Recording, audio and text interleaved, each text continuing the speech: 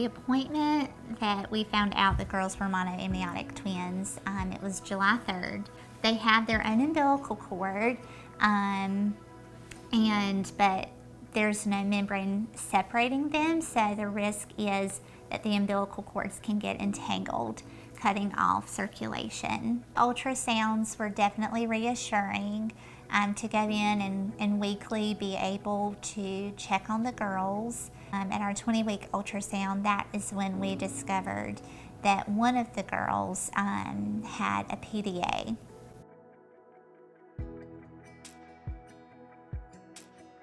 She had told me at that appointment that I would be admitted more than likely to UNC Women's Hospital for constant monitoring at 24 weeks.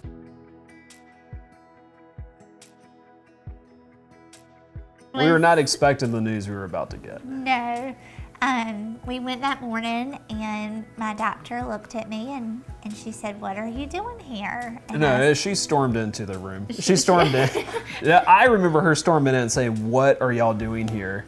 We're like, "We had an appointment this morning." And she said, "Okay, you've got to go to the hospital."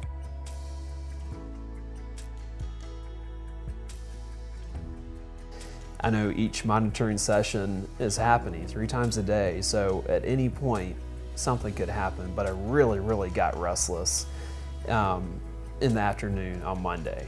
I asked her, I said, "What's wrong?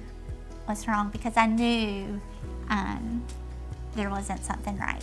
She said, "I really think this is time." And I think the hardest part was knowing that he wasn't with me. When they were wheeling me out of the room, they saw him running down the hall, and they said, "Stop right here," and he kissed me on the forehead, and I remember you told me you loved me, and you said it's going to be okay.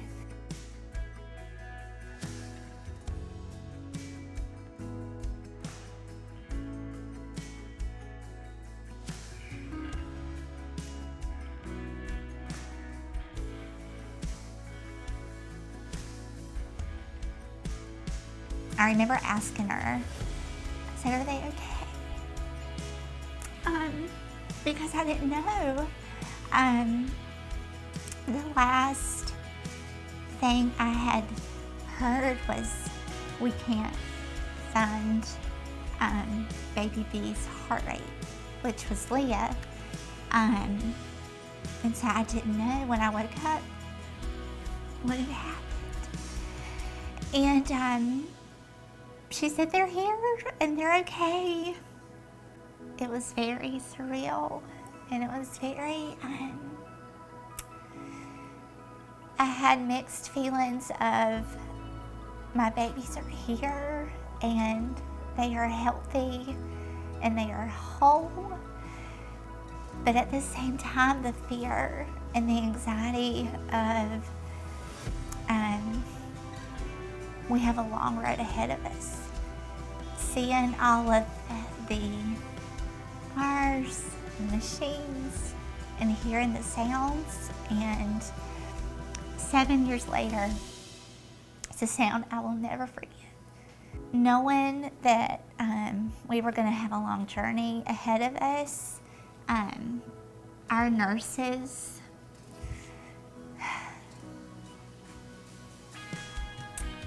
they are angels on earth. Those NICU nurses are something else, and they didn't have to, but they comforted me, and I knew and had the peace that when I wasn't there, God was giving my girls His best. I remember we were at Leah's bedside, and the doctor was just naming off all these different things that she could have and all these syndromes that she could possibly have. After rounds were over, I mean, I totally broke down just right there by her bedside, by her crib. Leah had a Brady with us in the room that night, and all the alarms went off, and nurse, Jordan, came in and she took her, and I just remember feeling so defeated, and because I was so ready for them to come home.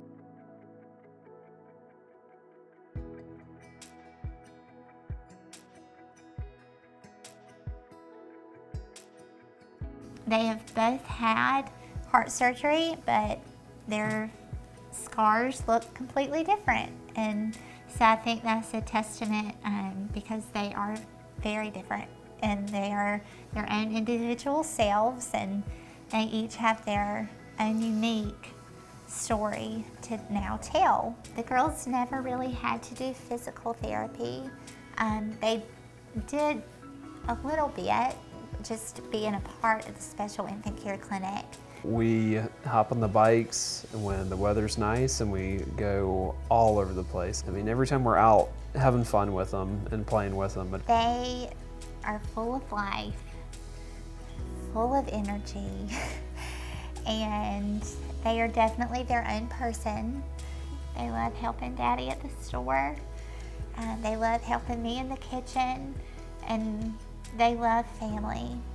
It's really interesting to see in their personalities how resilient they truly are. And I mean, it's because they spent 98 days being resilient and being fighters. And this is where our passion for March of Dimes really lies, is that I received the surfactant to help and protect the girls' lung development when I was admitted at 26 weeks. And I did not at the time realize that what I was receiving, the surfactant, was researched and funded by March of Dimes. And I think if I can just share our story and be 10 minutes a glimmer of hope to them, then it is worth it. I think about how different our journey and our time in the NICU would look without the March of Dimes, and how much more we would have struggled and how much harder the decisions would have been. Our campaign does look different.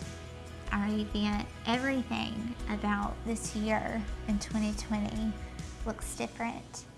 But one thing that is constant and one thing that has not changed is March of Dimes. They want to be there to continue to help moms and to help babies. And we need to come alongside and to help them continue to do the work and the research that helps these families like ours.